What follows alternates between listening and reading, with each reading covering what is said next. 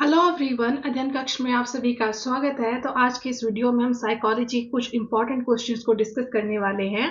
तो चलिए आज की वीडियो को शुरू करते हैं। हमारा फर्स्ट क्वेश्चन है, the first psychological laboratory was establish in. तो आपसे पूछा गया है कि पहली साइकोलॉजिकल लेबोरेटरी कब एस्टेब्लिश की गई थी। तो हम जानते हैं कि जो पहली साइकोलॉजिकल लेबोरेटरी है वो विलियम वुड के द्वारा एस्टेब्लिश की गई थी। और ये कब एस्टेब्लिश की गई थी? ये आपकी 1879 में बनाई गई थी। तो इसका सही आंसर रहेगा ऑप्शन बी, 1879। अब यदि हम बात करें कि ये कहाँ पर एस्टेब्लिश की गई थी, तो ये जो आपकी लेबोरेटरी है ये आपके लेप्जिग जर्मनी में विलियम वुड के द्वारा एस्टेब्लिश की गई थी। नेक्स्ट क्वेश्चन है, which of the following is another term for reinforcement. तो आपसे पूछा गया है कि यहाँ पर जो ऑप्शन दिए गए हैं इनमें से कौन सी टर्म आपकी रीइंफोर्समेंट के लिए है। तो हम जानते हैं कि जो रीइंफोर्समेंट है ये हमारे बिहेवियर को स्ट्रेंथन करती है। मतलब कि जब भी किसी एक्शन के लिए या किसी रिस्पॉन्स के लिए, किसी भी काम के लिए यदि इंडिविजुअल को रीइंफोर्समेंट दी जाती है, उसे रिवॉर्ड दिया जाता है, तो जो बिहेवियर होता है उसकी स्ट्रेंथनिंग हो जाती है। मतलब कि फ्यूचर में उसके दोबारा होने की पॉसिबिलिटी बढ़ जाती है। तो इसका सही आंसर हो जाएगा ऑप्शन ए, रिवॉर्ड। कि जो आपकी रिवॉर्ड है ये एक और टर्म है आपकी रीइंफोर्समेंट के लिए। नेक्स्ट क्वेश्चन है, who started the scientific study of creativity. तो आपसे पूछा गया है कि इनमें से किसने क्रिएटिविटी की साइंटिफिक स्टडी की शुरुआत की। तो यदि हम क्रिएटिविटी की बात करें तो क्रिएटिविटी हमारी वो एबिलिटी है, योग्यता है कि हम इनोवेटिव आइडियाज को, क्रिएटिव आइडियाज को जनरेट कर सकें और उन्हें रियलिटी में मैनिफेस्ट कर सकें। मतलब कि हम उन्हें थॉट से रियलिटी में ला सकें। और यदि हम बात करें इसकी साइंटिफिक स्टडी की, तो जो आपकी क्रिएटिविटी है इसकी साइंटिफिक स्टडी आपके गिलफोर्ड के द्वारा की गई है। तो इसका सही आंसर रहेगा ऑप्शन बी, गिलफोर्ड। यदि हम जेपी गिलफोर्ड की बात करें तो वो एक अमेरिकन साइकोलॉजिस्ट थे और उन्होंने 3 डायमेंशनल मॉडल ऑफ इंटेलिजेंस भी दिया है। नेक्स्ट क्वेश्चन है, for how many seconds short term memory holds information. तो आपको बताना है कि लगभग कितने सेकंड के लिए शॉर्ट टर्म मेमोरी इंफॉर्मेशन को होल्ड करके रखती है। तो जो आपकी शॉर्ट टर्म मेमोरी है इसकी ड्यूरेशन बहुत कम होती है, 30 सेकंड्स और उससे कम होती है। तो ये आपकी 30 सेकंड्स या उससे कम सेकंड्स तक इंफॉर्मेशन को होल्ड करके रखती है। तो इसका सही आंसर रहेगा ऑप्शन ए, 30 सेकंड्स और लेस। नेक्स्ट क्वेश्चन है, who is the father of psychodynamic theory. तो आपसे पूछा गया है कि साइकोडायनेमिक थ्योरी के जनक कौन है। तो जो आपकी साइकोडायनेमिक थ्योरी है इसे सिगमंड फ्रॉइड के द्वारा दिया गया है। तो इसका सही आंसर रहेगा option B, Sigmund Freud. Next question है, who is the founder of individual psychology. तो आपसे पूछा गया है कि इंडिविजुअल साइकोलॉजी के फाउंडर कौन है। तो जो इंडिविजुअल साइकोलॉजी है इसके फाउंडर हैं अल्फ्रेड एडलर। तो इसका सही आंसर रहेगा ऑप्शन ए, अल्फ्रेड एडलर। यदि हम इंडिविजुअल साइकोलॉजी की बात करें, so it is a theory of human behaviour that focus on the basic needs of belonging and the importance of engaging in constructive actions. तो आपको याद रखना है कि जो इंडिविजुअल साइकोलॉजी है इसका मतलब यह नहीं है कि ये क्या है, इंडिविजुअल पर फोकस करती है, बल्कि आपकी जो इंडिविजुअल साइकोलॉजी है ये आपके हर एक पर्सन की यूनिकनेस पर फोकस करती है। ठीक है, ये फोकस करती है हमारी बेसिक नीड्स ऑफ बिलोंगिंग, मतलब कि दूसरों के साथ हमारे कनेक्शंस कैसे हैं, मतलब कि ये सोशल कनेक्टेडनेस पर फोकस करती है। इसके साथ कंस्ट्रक्टिव एक्शंस में हमारी जो एंगेजमेंट है ये उसकी इंपॉर्टेंस पर फोकस करती है। तो आपको याद रखना है कि इंडिविजुअल साइकोलॉजी का मतलब ये नहीं है कि आपको किसी इंडिविजुअल पर फोकस करना है। और इसी के साथ आपको याद रखना है कि जो आपकी इंडिविजुअल साइकोलॉजी है इसके फाउंडर कौन है। इसके फाउंडर है अल्फ्रेड एडलर। नेक्स्ट क्वेश्चन है, which research method involves systematically observing and recording behavior without manipulating any variable। तो आपसे पूछा गया है कि वो कौन सा रिसर्च मेथड है जहां पर हम बिहेवियर को एक सिस्टमैटिक तरीके से ऑब्जर्व करते हैं और उसे रिकॉर्ड करते हैं बिना किसी वेरिएबल को मैनिपुलेट किए। तो जो आपकी नेचुरलिस्टिक ऑब्जर्वेशन है यहाँ पर हम बिना वेरिएबल को मैनिपुलेट किए सिस्टमैटिक तरीके से बिहेवियर को ऑब्जर्व करते हैं और उसे रिकॉर्ड करते हैं। तो इसका सही आंसर हो जाएगा option D, naturalistic observation. Next question है, what is operant conditioning based upon? तो आपको बताना है कि जो ऑपरेंट कंडीशनिंग है वो इनमें से किस पर आधारित है। तो हम जानते हैं कि जो आपकी ऑपरेंट कंडीशनिंग है ये आपकी रिवॉर्ड और पनिशमेंट पर बेस्ड है, तो इसका सही आंसर रहेगा option B, rewards and punishment. Next question है, इन जीन पियाजे theory of cognitive development the two complementary processes of accommodation and assimilation are part of. तो आपको बताना है कि जीन पियाजे की जो कोग्निटिव डेवलपमेंट की थ्योरी है, यहाँ पर जो आपके अकोमोडेशन और एसिमिलेशन प्रोसेस हैं ये आपके किसके पार्ट हैं? तो जो आपका अकोमोडेशन और एसिमिलेशन है ये आपका अडेप्टेशन के अंदर आते हैं, तो इसका सही आंसर रहेगा option A, adaptation. Next question है, knowledge about how to do a particular task is called. तो आपसे पूछा गया है कि किसी पर्टिकुलर टास्क को कैसे किया जाता है, इसकी जो नॉलेज है इसको हम क्या कहते हैं। तो यहाँ पे हम बात कर रहे हैं किसी पर्टिकुलर टास्क को करने की प्रोसीजर की, तो ये आपका प्रोसीजरल नॉलेज में आता है, तो इसका सही आंसर हो जाएगा option D, procedural knowledge. Next question है डेवलपमेंट। तो आपको बताना है कि इनमें से कौन सा ऑप्शन आपका डेवलपमेंट के लिए सही है।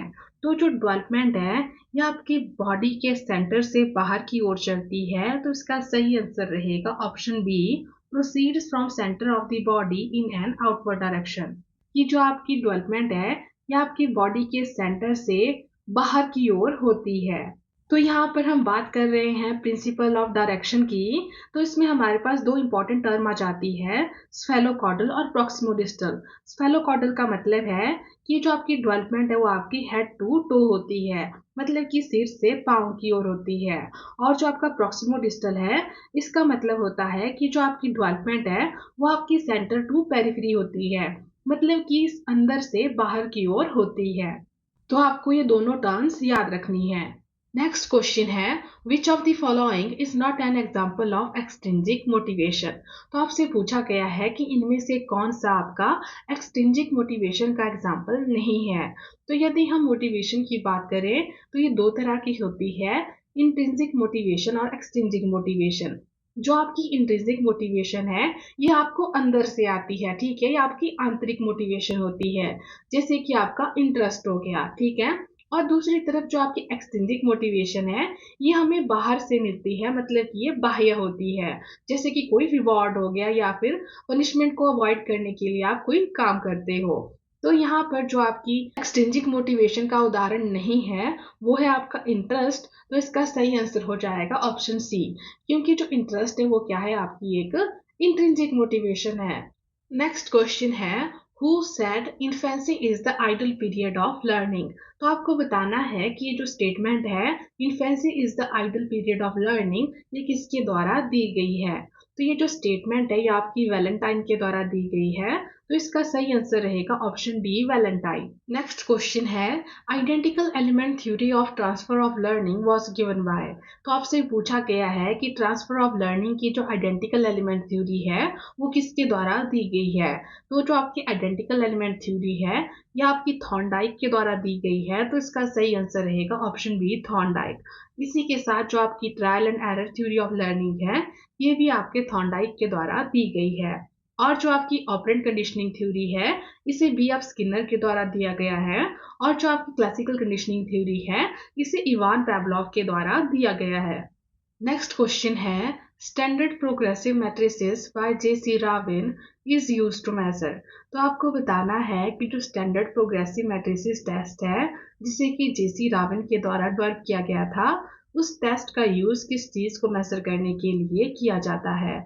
तो जो आपका स्टैंडर्ड प्रोग्रेसिव मैट्रिसेस टेस्ट है इसका यूज किया जाता है इंटेलिजेंस को मेजर करने के लिए, और ये क्या है, आपका नॉन वर्बल इंटेलिजेंस टेस्ट है, तो इसका सही आंसर हो जाएगा option B, non verbal intelligence. इसके अलावा यदि हम और नॉन वर्बल इंटेलिजेंस टेस्ट की बात करें तो जो आपके शिकागो नॉन वर्बल टेस्ट है, आर्मी बीटा टेस्ट है, मैरिल पाल्मर टेस्ट है, पिंटर पैटरसन परफॉर्मेंस स्केल है, the Minnesota pre primary school scale है, ये आपके सभी नॉन वर्बल इंटेलिजेंस टेस्ट है।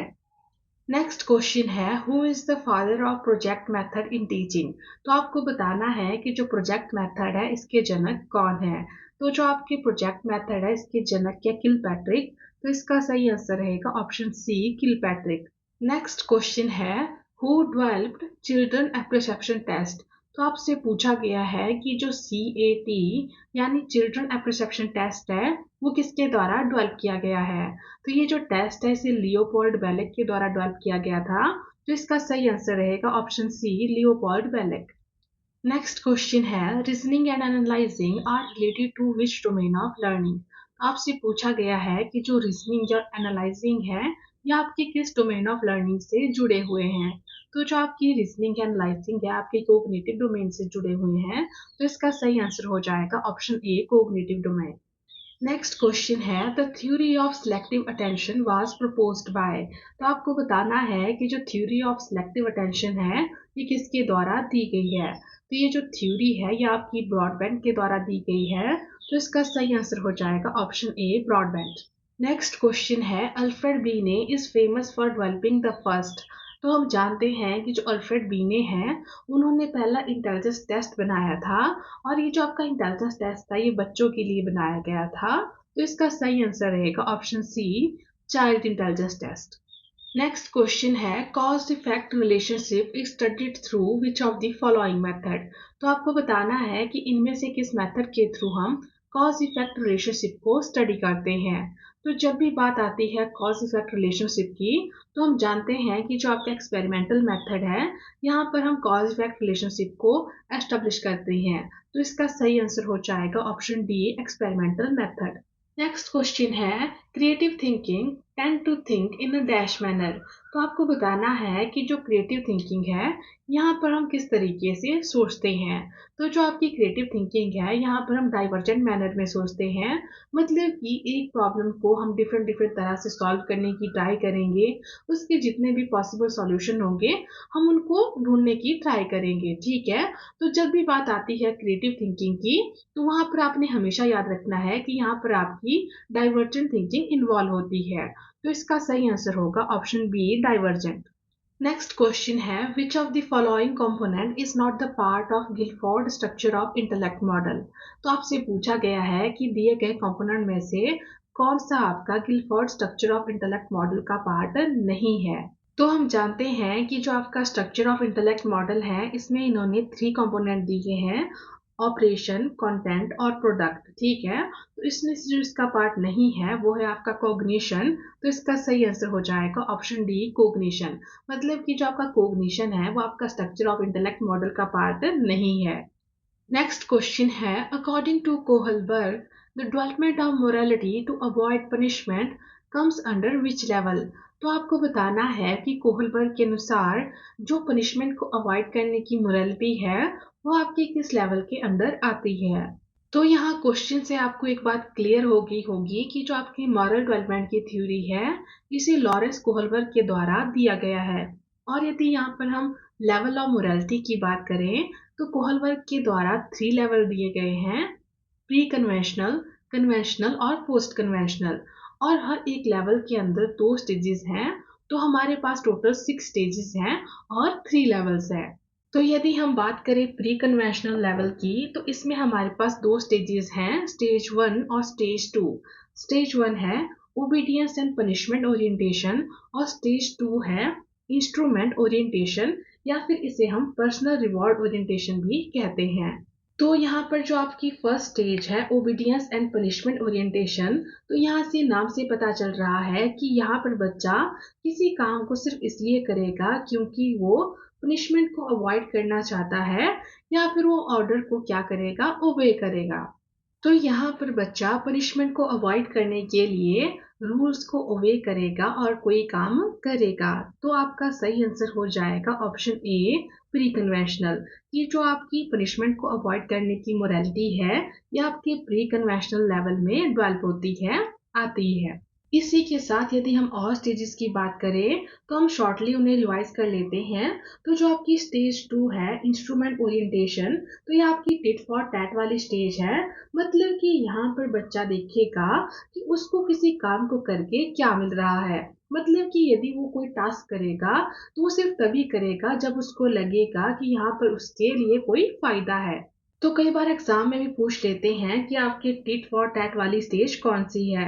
तो जो आपकी इंस्ट्रूमेंटल ओरिएंटेशन है आपकी टिट फॉर टैट वाली स्टेज है, और ये भी आपकी प्री कन्वेंशनल स्टेज में आती है। अब हम बात कर लेते हैं लेवल 2 की, जो है आपका कन्वेंशनल लेवल।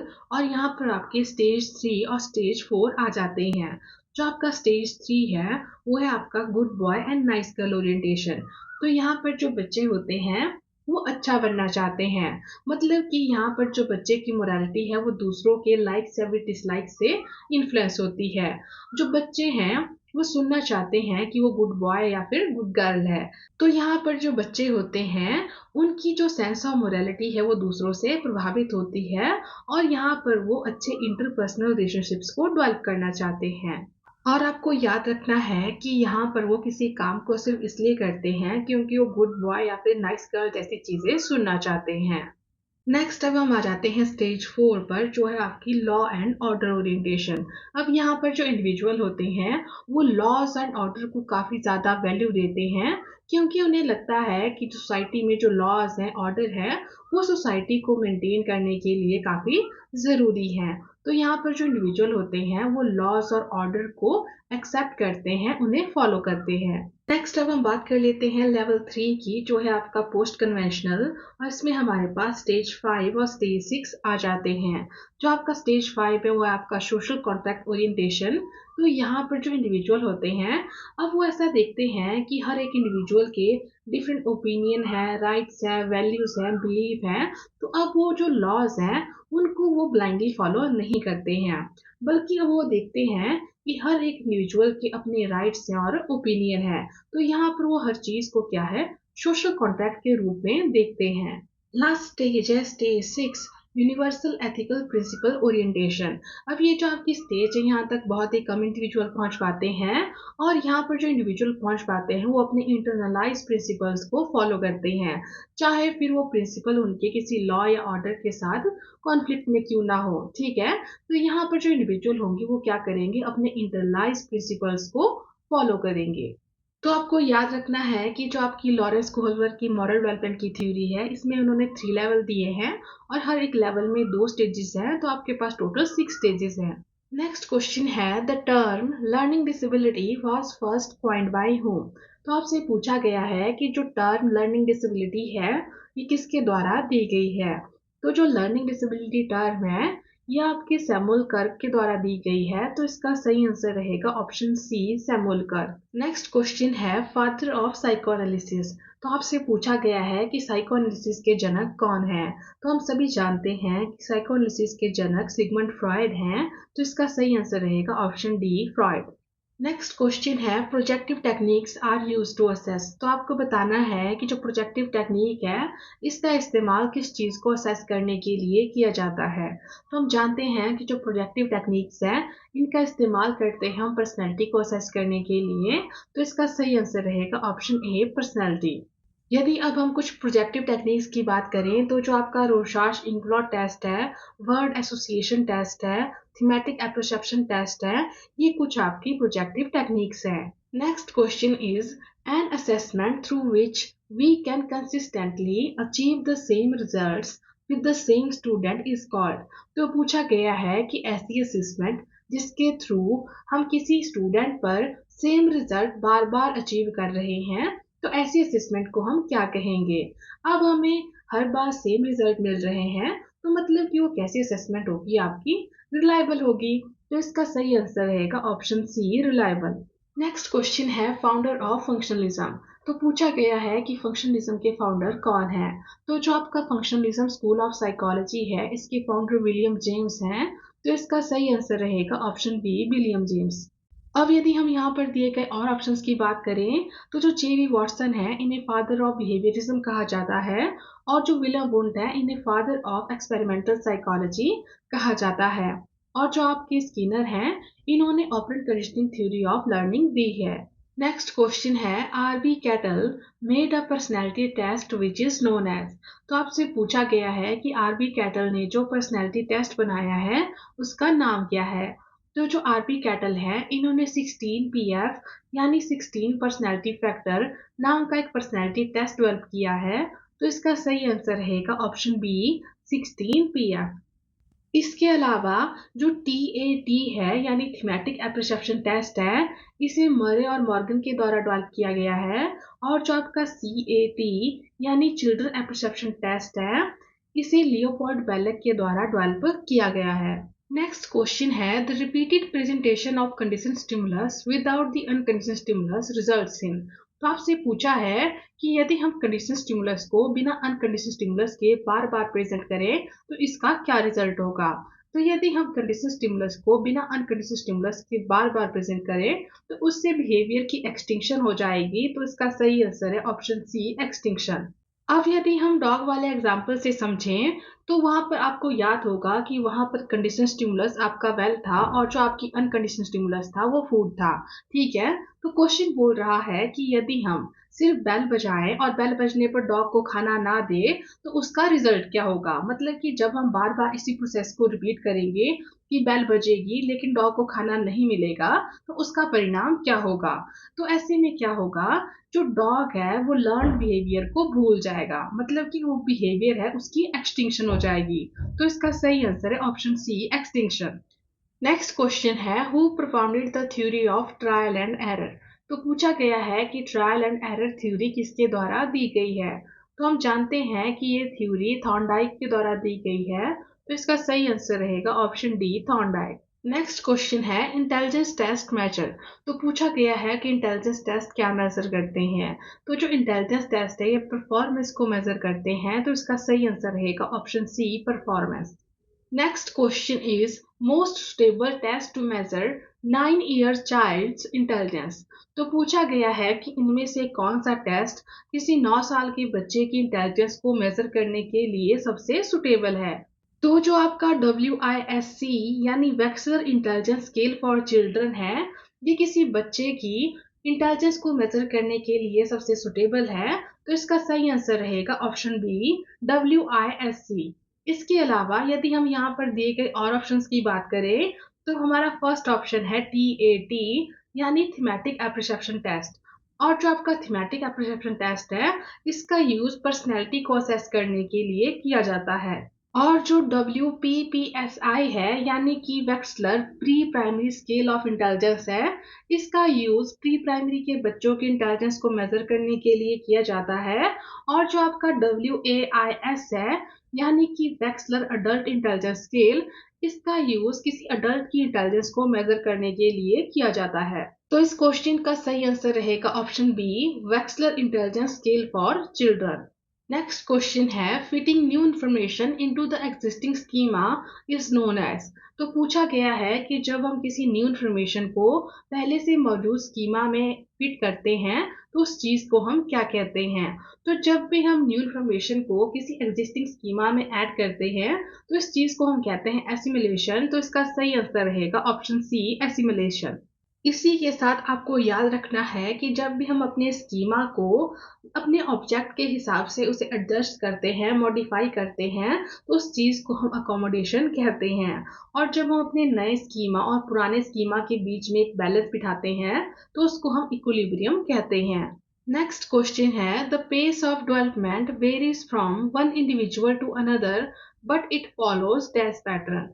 तो पूछा गया है कि जो डेवलपमेंट की पेस है वो इंडिविजुअल टू इंडिविजुअल वेरी करती है लेकिन यह डैश पैटर्न को फॉलो करती है। तो आपको बताना है कि किस तरह के पैटर्न को फॉलो करती है। तो जो डेवलपमेंट है वो एक सीक्वेंशियल और एक ऑर्डरली मैनर में होती है। तो इसका सही आंसर रहेगा option D a sequential and orderly pattern. Next question है personality has been derived from the word. तो आपको बताना है कि जो पर्सनैलिटी शब्द है उसे किस वर्ड से लिया गया है। तो हम जानते हैं कि जो पर्सनैलिटी टर्म है इसे परसोना से लिया गया है। तो इसका सही आंसर रहेगा ऑप्शन डी परसोना। अब कई बार एग्जाम में परसोना का मीनिंग भी पूछ लेते हैं, तो इसका मीनिंग होता है मास्क। नेक्स्ट क्वेश्चन है the insight theory of learning was promoted by. तो पूछा गया है कि जो इनसाइट थ्योरी ऑफ लर्निंग है वो किनके द्वारा प्रमोट की गई। तो जो आपके गेस्टाल्ट थ्योरिस्ट हैं ये उनके द्वारा प्रमोट की गई। तो इसका सही आंसर रहेगा option A gestalt theorist. Next question है modelling is the concept given by.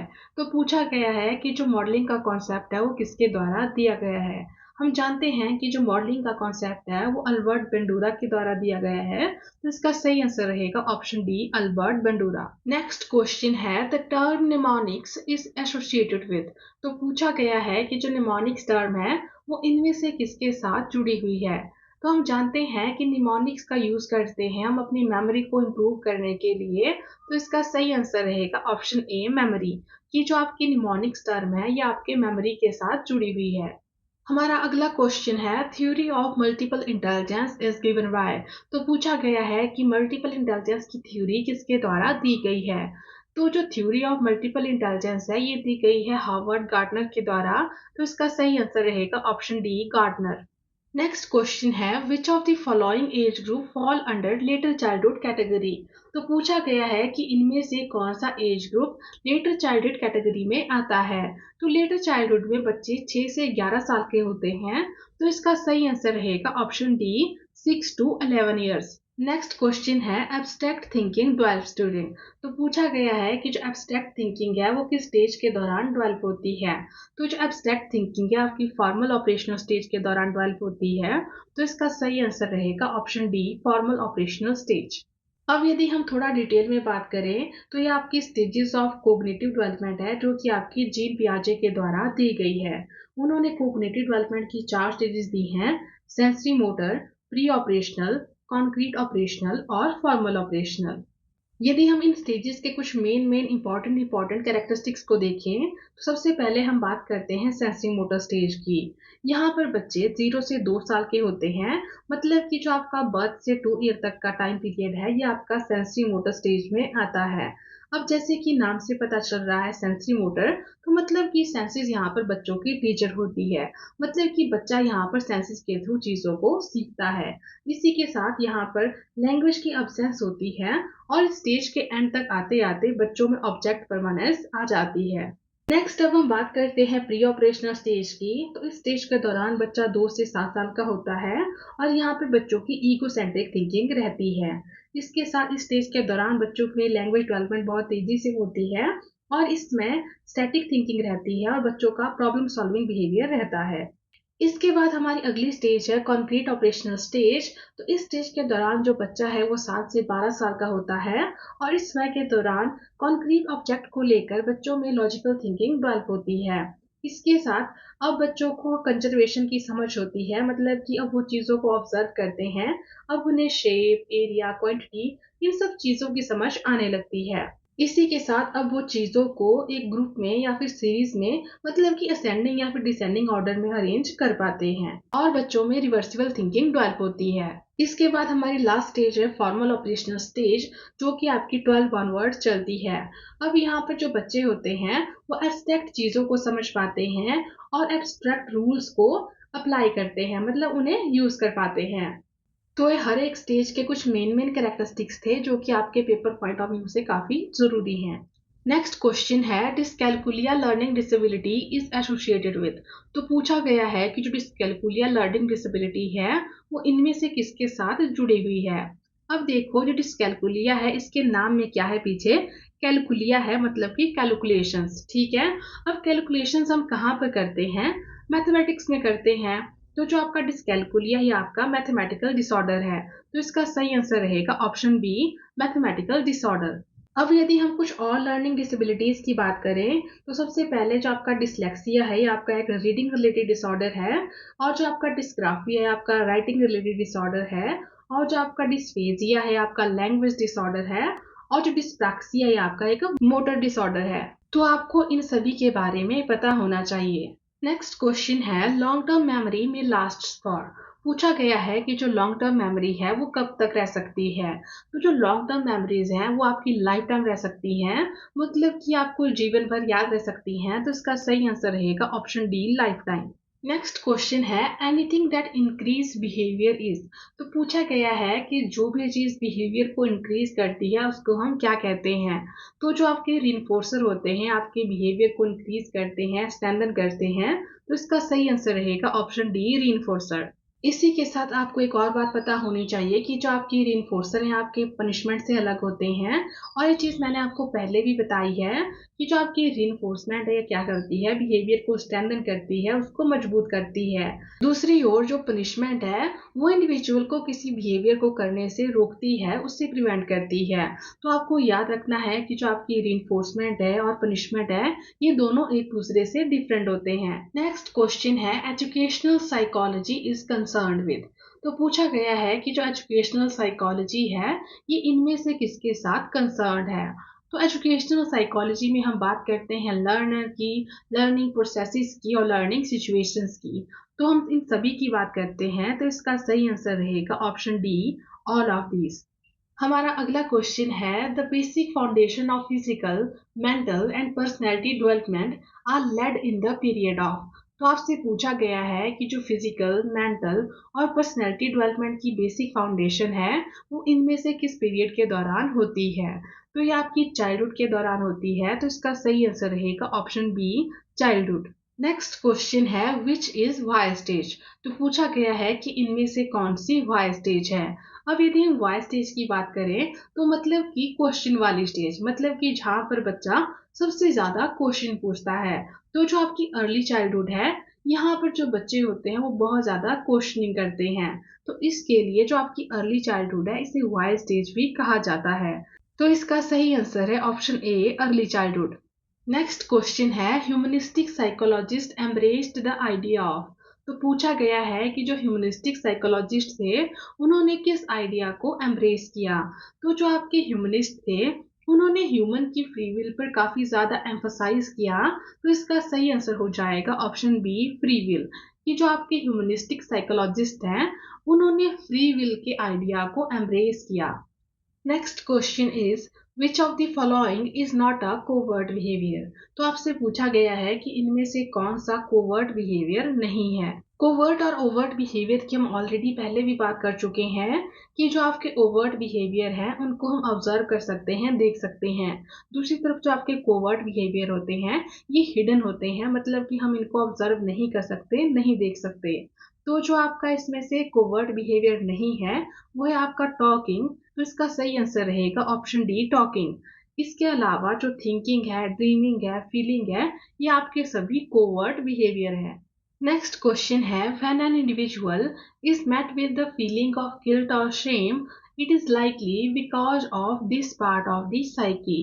तो पूछा गया है कि जब कोई इंडिविजुअल शेम या फिर गिल्ट फील करता है तो वो साइकी के किस पार्ट की वजह से होता है।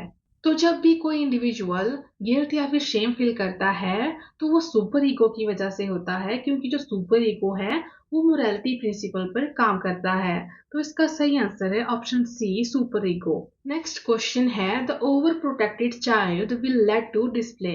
तो पूछा गया है कि जो ओवर प्रोटेक्टेड चाइल्ड होते हैं वो इनमें से क्या चीज डिस्प्ले करते हैं। तो जो ओवर प्रोटेक्टेड चाइल्ड होते हैं वो काफी ज्यादा अग्रेसिव होते हैं। तो इसका सही आंसर रहेगा option A, aggressiveness. Next question है the oldest method in psychology. तो पूछा गया है कि साइकोलॉजी में सबसे पुराना मेथड कौन सा है। तो इस पर हम बहुत बार बात कर चुके हैं कि साइकोलॉजी में जो सबसे पुराना मेथड है वो है आपका इंट्रोस्पेक्शन। तो इसका आंसर रहेगा option D, introspection. Next question है dash is at centre of learning teaching process. तो पूछा गया है कि लर्निंग टीचिंग प्रोसेस के सेंटर में कौन होता है। तो जो आपका लर्निंग टीचिंग का प्रोसेस है इसका जो सेंटर है वो हमेशा एक लर्नर रहता है। तो इसका सही आंसर रहेगा ऑप्शन बी, कि जब भी लर्निंग टीचिंग प्रोसेस की बात होती है तो उसमें हमेशा लर्नर को सेंटर रखकर हर चीज तय की जाती है। मतलब कि यहाँ पर हर चीज का सेंटर क्या है, लर्नर होता है। तो इसका सही आंसर होगा option B, learner. Next question है use of negative reinforcer by the teacher will dash the probability of correct pronunciation by the student. तो पूछा गया है कि यदि कोई टीचर नेगेटिव reinforcer का यूज करता है तो उससे किसी स्टूडेंट की करेक्ट प्रोनाउंसिएशन की प्रोबेबिलिटी इंक्रीज होगी या डिक्रीज होगी या फिर कांस्टेंट रहेगी। तो आपको याद रखना है कि जब भी हम रीइंफोर्समेंट की बात करते हैं तो यहाँ पर हमेशा जो बिहेवियर है इसकी स्ट्रेंथनिंग होती है, मतलब कि जो प्रोबेबिलिटी है वो इंक्रीज होती है। तो चाहे वो कि नेगेटिव रीइंफोर्सर हो या फिर आपके पॉजिटिव रीइंफोर्सर हो, यहाँ पर जो आपका बिहेवियर है उसके बार बार होने की प्रोबेबिलिटी इंक्रीज होती है। ठीक है, मतलब कि जो बिहेवियर है उसकी स्ट्रेंथनिंग होती है। तो इसका सही आंसर रहेगा ऑप्शन ए, इंक्रीज। कि जो स्टूडेंट होगा उसकी करेक्ट प्रोनाउंसिएशन की प्रोबेबिलिटी यहाँ पर इंक्रीज होगी। नेक्स्ट क्वेश्चन है एरिक्सन्स डेवलपमेंटल टास्क फॉर अडोलसेंट्स। तो पूछा गया है कि एरिक्सन का कौन सा डेवलपमेंटल टास्क अडोलसेंट के लिए है। अब यदि आपको याद होगा तो जो एरिक्सन है इन्होंने साइको सोशल डेवलपमेंट की थ्योरी दी है और इसमें इन्होंने डेवलपमेंट की 8 स्टेजेस दी हैं और हर एक स्टेज में इंडिविजुअल को कुछ टास्क कंप्लीट करने होते हैं और हर एक स्टेज की सक्सेसफुल कंप्लीशन पर एक हेल्दी पर्सनैलिटी का निर्माण होता है। तो यदि हम बात करें अडोलसेंट की, तो यहाँ पर जो डेवलपमेंटल टास्क होता है वो है आपका आइडेंटिटी फॉर्मेशन। तो इसका सही आंसर रहेगा option D, identity formation. Next question है meaningful sensation is known as. तो पूछा गया है कि जो मीनिंगफुल सेंसेशन है इसको हम क्या कहते हैं। तो इसको हम परसेप्शन कहते हैं। तो इसका सही आंसर रहेगा option B, perception. Next question है which method is not a projective method for personality measurement. तो पूछा गया है कि इनमें से कौन सा मेथड पर्सनैलिटी मेजरमेंट का प्रोजेक्टिव मेथड नहीं है। तो इसमें से जो प्रोजेक्टिव मेथड नहीं है वो है आपका क्वेश्चनेयर। तो इसका सही आंसर रहेगा ऑप्शन सी, क्वेश्चनेयर। इसको छोड़कर जो थीमेटिक एप्रिसिएशन टेस्ट है, रोशार्च-इंकुलॉ टेस्ट है, सेंटेंस कंप्लीशन टेस्ट है, ये सभी आपके प्रोजेक्टिव मेथड है। अब ये वाला जो क्वेश्चन है आपका रिपीट हो गया है, तो इसका आंसर आप मुझे कमेंट बॉक्स में करके बताओगे कि जब भी हम नई इंफॉर्मेशन को एग्जिस्टिंग स्कीमा में ऐड करते हैं तो उसको हम क्या कहते हैं। नेक्स्ट क्वेश्चन है who classified introvert and extrovert personality. तो जो आपके इंट्रोवर्ट और एक्सट्रोवर्ट पर्सनैलिटी टाइप है ये कार्ल जंग के द्वारा दिए गए हैं। तो इसका सही आंसर रहेगा ऑप्शन बी, जंग। नेक्स्ट क्वेश्चन है Electra complex was proposed by. तो पूछा गया है कि जो इलेक्ट्रा कॉम्प्लेक्स है वो किसके द्वारा दिया गया है। जो इलेक्ट्रा कॉम्प्लेक्स है ये टर्म कार्ल जंग के द्वारा दी गई है। तो इसका सही आंसर है ऑप्शन बी, कार्ल जंग। आपको याद रखना है कि हमारे पास ये दो इंपॉर्टेंट टर्म है, एक है आपका ऑडिपस कॉम्प्लेक्स और दूसरा है आपका इलेक्ट्रा कॉम्प्लेक्स। जो आपका ऑडिपस कॉम्प्लेक्स है इसका मतलब है मेल चाइल्ड का अपनी माँ की तरफ अट्रैक्ट होना और जो आपका इलेक्ट्रा कॉम्प्लेक्स है इसका मतलब है फीमेल चाइल्ड का अपने पिता की तरफ अट्रैक्ट होना। और आपको याद रखना है कि जो ऑडिपस कॉम्प्लेक्स टर्म है ये सिगमंड फ्रॉइड के द्वारा दी गई है और जो आपकी इलेक्ट्रा कॉम्प्लेक्स टर्म है इसे कार्ल जंग के द्वारा दिया गया है। नेक्स्ट क्वेश्चन है emotional development is a part of. तो आपसे पूछा गया है कि इमोशनल डेवलपमेंट किसका पार्ट है। तो जो आपकी इमोशनल डेवलपमेंट है या साइको सोशल डेवलपमेंट का पार्ट है। तो इसका सही आंसर रहेगा option C, psycho social development. Next question है which of the following is a projective test of personality. तो पूछा गया है कि इनमें से कौन सा पर्सनैलिटी का एक प्रोजेक्टिव टेस्ट है। तो जो आपका वर्ड एसोसिएशन टेस्ट है ये एक प्रोजेक्टिव टेस्ट है। तो इसका सही आंसर रहेगा option C, word association test. Next question है how many personality types are mentioned by Kretschmer. तो पूछा गया है कि क्रैचमर के द्वारा कितने पर्सनैलिटी टाइप दिए गए हैं। तो इन्होंने बात की है 4 पर्सनैलिटी टाइप की। तो इसका सही आंसर रहेगा ऑप्शन सी, 4 टाइप। यदि हम इन 4 टाइप्स की बात करें तो ये है पिकनिक, एस्थेनिक, डिस्लेक्सिक और athletic personality. Next question is mental health is the full harmonious functioning of the whole personality. Who gave this meaning of mental health? तो पूछा गया है कि जो मेंटल हेल्थ है वो हमारी पूरी पर्सनैलिटी की हारमोनियस फंक्शनिंग है। ये जो मेंटल हेल्थ का मीनिंग है ये किसके द्वारा दिया गया है। तो ये दिया गया है हेडफील्ड जे के द्वारा। तो इसका सही आंसर रहेगा ऑप्शन बी, हेडफील्ड जे। नेक्स्ट क्वेश्चन है Sheldon has divided all human beings into different categories on the physical dimension. What is this method of personality study? तो बोला गया है कि जो शेल्डन है उन्होंने सभी ह्यूमन बींग्स को अलग अलग कैटेगरी में फिजिकल डायमेंशन के बेस पर डिवाइड किया है। तो आपको बताना है कि ये पर्सनैलिटी स्टडी का कौन सा मेथड है। तो ये आपके टाइप अप्रोच के अंदर आते हैं। तो इसका सही आंसर रहेगा ऑप्शन सी, टाइप मेथड। जो आपकी टाइप अप्रोच है इसमें Sheldon classification, Spranger classification, James classification, Kretschmer classification, Jeans classification, ये सारे पर्सनैलिटी टाइप्स आपके टाइप अप्रोच के अंदर आते हैं। नेक्स्ट क्वेश्चन है इंटेलिजेंस इज, तो आपको बताना है कि इंटेलिजेंस क्या है।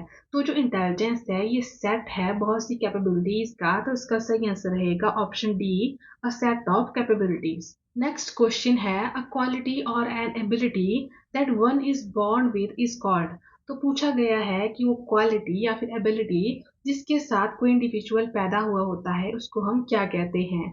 तो इसको हम कहते हैं एंडोमेंट, तो इसका सही आंसर रहेगा option B, endowment. Next question है fluid intelligence tends to dash with age while crystallised intelligence tends to dash with age, तो जो आपकी फ्लूइड इंटेलिजेंस है ये आपकी एज के साथ कम हो जाती है, और जो आपकी क्रिस्टलाइज्ड इंटेलिजेंस है ये आपकी एज के साथ इंक्रीज होती है। तो इसका सही आंसर रहेगा option C, decrease and increase. Next question है चॉम्स्की आर्ग्यूड दैट, तो पूछा गया है कि चॉम्स्की ने इनमें से कौन कौन सी चीजें कही हैं। तो उन्होंने कहा है कि जितनी भी लैंग्वेजेस हैं उनका क्या है, एक यूनिवर्सल ग्रामर है। इसके साथ इन्होंने बात की है लैंग्वेज एक्विजिशन डिवाइसेस की, और बात कही है कि जो बच्चे हैं वो जनरल रूल्स ऑफ सिंटैक्स की नॉलेज के साथ पैदा हुए होते हैं। तो इन्होंने ये तीनों बातें कही हैं, तो इसका सही आंसर हो जाएगा option D, all of the above. Next question है the Flynn effect refers to the observation that, तो जो फ्लिन इफेक्ट है बताता है कि दशकों से जो इंटेलिजेंस टेस्ट पर स्कोर है ये बढ़ रहा है, ठीक है। तो इसका सही आंसर हो जाएगा option A, scores on intelligence test have been increasing world wide for decades. Next question है WAIS स्टैंड्स फॉर, तो आपको बताना है कि जो WAIS है इसकी फुल फॉर्म क्या है। तो इस पर हम ऑलरेडी बात कर चुके हैं, ये होता है आपका वेक्सलर अडल्ट इंटेलिजेंस स्केल, तो इसका सही आंसर रहेगा option B, Wechsler adult intelligence scale. Next question है interpersonal intelligence includes the ability to understand, तो पूछा गया है कि जो इंटरपर्सनल इंटेलिजेंस है इसमें किनको समझने की एबिलिटी है, योग्यता है।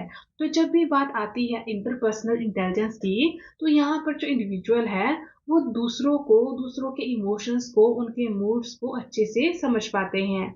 तो इसका सही आंसर हो जाएगा option C, other people's emotion. इसी के साथ हमारे पास एक और टर्म आती है जो है इंट्रापर्सनल इंटेलिजेंस। जो आपकी इंट्रापर्सनल इंटेलिजेंस है यहाँ पर इंडिविजुअल खुद को, अपने इमोशंस को, अपने आप को ज्यादा बेहतर तरीके से समझ पाता है। तो जो आपका इंट्रापर्सनल इंटेलिजेंस है यहाँ पर जो इंडिविजुअल है वो खुद के इमोशंस को समझ पाता है, और इंटरपर्सनल इंटेलिजेंस में वो दूसरों के इमोशंस को, मूड्स को समझ पाता है। नेक्स्ट क्वेश्चन है in order to maintain gender equality in the classroom a teacher should, तो क्लासरूम में जेंडर इक्वालिटी को मेंटेन करने के लिए एक टीचर को दोनों लड़के और लड़कियों को सेम अपॉर्चुनिटी प्रोवाइड करानी चाहिए। तो इसका सही आंसर रहेगा option A, provide the same opportunity to both the boys and girls. Next question है we all differ in terms of our intelligence, motivation, interest etcetera, this principle refers to, तो question बोल रहा है कि हम सभी एक दूसरे से बहुत सी टर्म्स में, जैसे कि इंटेलिजेंस हो गया, मोटिवेशन हो गया, इंटरेस्ट हो गया, ऐसी बहुत सी टर्म में एक दूसरे से अलग होते हैं। तो इसको हम क्या कहते हैं? तो इसको हम कहते हैं इंडिविजुअल डिफरेंसेस। तो इसका सही आंसर रहेगा option C, individual differences. Next question है how many stages are there in Jean Piaget's theory of cognitive development, तो पूछा गया है कि जो आपकी जीन पियाजे की कोग्निटिव डेवलपमेंट की थ्योरी है उसमें कितनी स्टेजेस हैं। तो इस पर हम ऑलरेडी बात कर चुके हैं कि इसमें आपकी 4 स्टेजेस हैं, तो इसका सही आंसर रहेगा ऑप्शन बी, 4। नेक्स्ट क्वेश्चन है factor influencing the emotional development are, तो पूछा गया है कि वो कौन से फैक्टर हैं जो इमोशनल डेवलपमेंट को प्रभावित करते हैं। तो जो इंडिविजुअल की फिजिकल हेल्थ है, मेंटल एबिलिटीज है, फटीग है, ये सभी इंडिविजुअल की इमोशनल डेवलपमेंट को इन्फ्लुएंस करते हैं। तो इसका सही आंसर रहेगा option D, all of the above. Next question है in Lawrence Kohlberg's theory of moral development, obeying rules to avoid punishment represent, तो पूछा गया है कि लॉरेंस कोहलबर्ग की मोरल डेवलपमेंट की थ्योरी में पनिशमेंट को अवॉइड करने के लिए रूल को ओबे करना क्या रिप्रेजेंट करता है।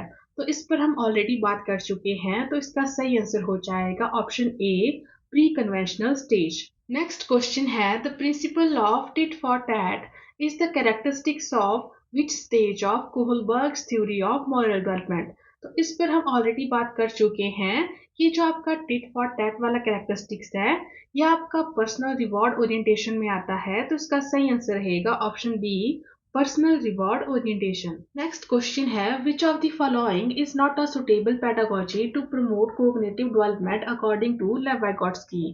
तो पूछा गया है कि लेव वाइगोट्स्की के अनुसार कोग्निटिव डेवलपमेंट को प्रमोट करने के लिए इनमें से कौन सी सुटेबल पेडागोजी नहीं है। अब हम जानते हैं कि जो लेव वाइगोट्स्की है, उन्होंने सोसाइटी और कल्चर पर काफी ज्यादा जोर दिया है। तो इनके अनुसार जो रिप्रोडक्शन और रिकॉल है, ये सुटेबल पेडागोजी नहीं है। तो इसका सही आंसर रहेगा option D, reproduction and recall.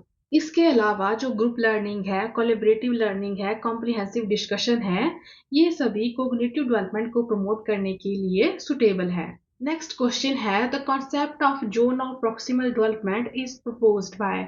तो पूछा गया है कि जो जेडपीडी का कॉन्सेप्ट है, यानी जो जोन ऑफ प्रॉक्सिमल डेवलपमेंट है, वो किसके द्वारा दिया गया है। तो जो आपका जेडपीडी है, इसकी बात की गई है वाइगोट्स्की के द्वारा। तो इसका सही आंसर रहेगा ऑप्शन बी, लेव वाइगोट्स्की। अब यदि हम बात करें जोन ऑफ प्रॉक्सिमल डेवलपमेंट की, तो ये वो वाला जोन है, वो वाला एरिया है जहां तक इंडिविजुअल किसी की हेल्प के थ्रू चीजों को लर्न कर सकता है। और इसी के साथ आपको याद रखना है कि यहाँ पर जो हेल्प प्रोवाइड करवाई जाती है, ये एक टेम्परेरी हेल्प होती है और इसे हम स्कैफोल्डिंग कहते हैं। बहुत बार एग्जाम में स्कैफोल्डिंग से भी क्वेश्चन पूछे जाते हैं। नेक्स्ट क्वेश्चन है, अकॉर्डिंग टू जीन पियाजे theory in which of the following stage a child start inductive thinking. तो पूछा गया है कि जीन पियाजे की थ्योरी के अनुसार वो कौन सी स्टेज है जहां पर इंडक्टिव थिंकिंग डेवलप होती है, शुरू होती है। तो जो आपकी इंडक्टिव थिंकिंग है, ये कॉन्क्रीट स्टेज के दौरान शुरू होती है। तो इसका सही आंसर रहेगा option C, concrete stage. Next question है, dash refer to forgetting of newly acquired information due to interference from previously learn information. तो पूछा गया है कि जब हमें कोई नई सीखी चीज भूल जाती है पुरानी सीखी चीज की वजह से, तो इसको हम क्या कहते हैं। तो इस चीज को हम कहते हैं प्रोएक्टिव इंटरफेरेंस। तो इसका सही आंसर रहेगा ऑप्शन डी, प्रोएक्टिव इंटरफेरेंस। इसके साथ अब हम बात कर लेते हैं रेट्रोएक्टिव इंटरफेरेंस की। तो रेट्रोएक्टिव इंटरफेरेंस में जो नई सीखी चीज है, वो हमें पुरानी सीखी चीजों को याद रखने में दिक्कत क्रिएट करती है। मतलब कि यहाँ पर क्या होगा, जो नया लर्न मटेरियल है, वो हमें प्रीवियसली लर्न मटेरियल को याद रखने में इंटरफेरेंस क्रिएट करेगा। और जो आपकी प्रोएक्टिव इंटरफेरेंस है, यहाँ पर क्या होगा, जो पुरानी सीखी चीज है, वो किसी नई सीखी चीज को याद रखने में दिक्कत क्रिएट करेगी।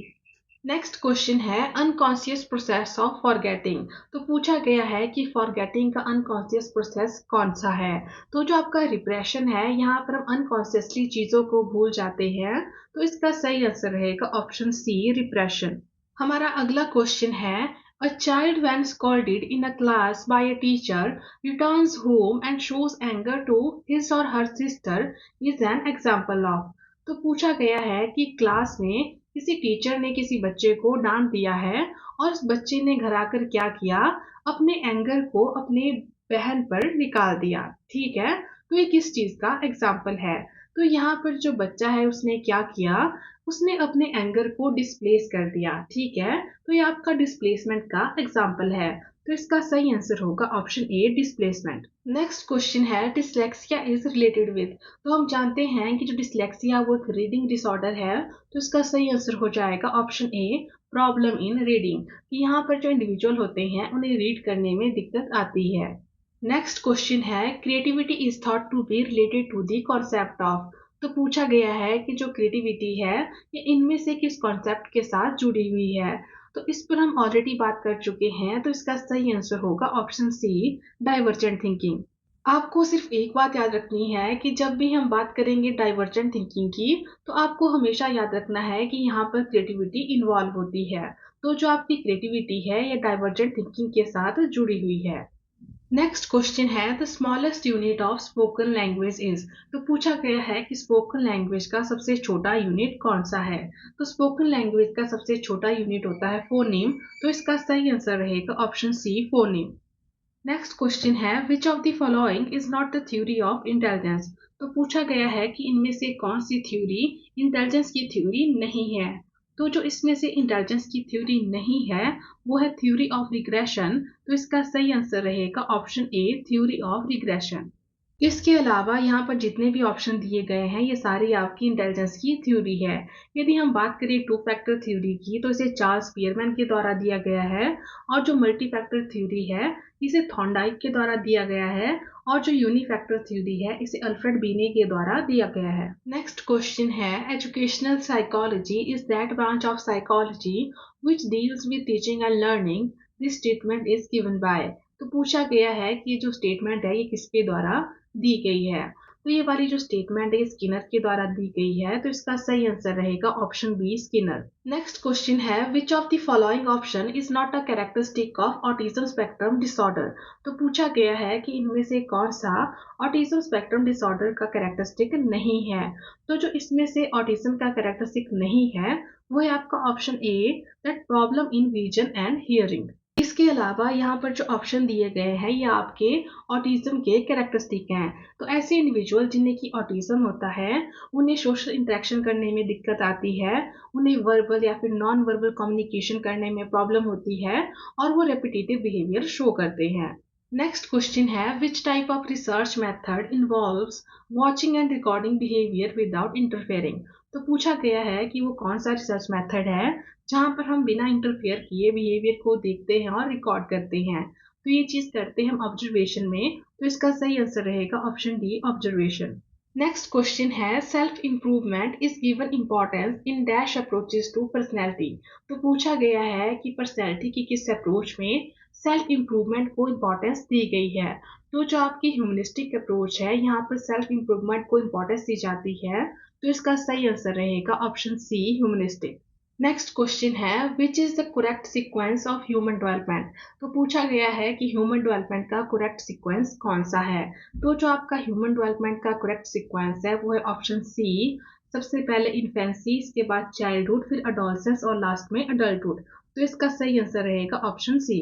नेक्स्ट क्वेश्चन है according to Freud which part of the mind is composed mainly of life and death instinct. तो जो आपकी लाइफ और डेथ इंस्टिंक्ट है ये आपका ईड का पार्ट है। तो इसका सही आंसर हो जाएगा ऑप्शन ए ईड। नेक्स्ट क्वेश्चन है second level of needs in Maslow's motivational theory. तो पूछा गया है कि जो मैस्लो की मोटिवेशनल थ्योरी है वहां पर सेकंड लेवल की नीड कौन सी है।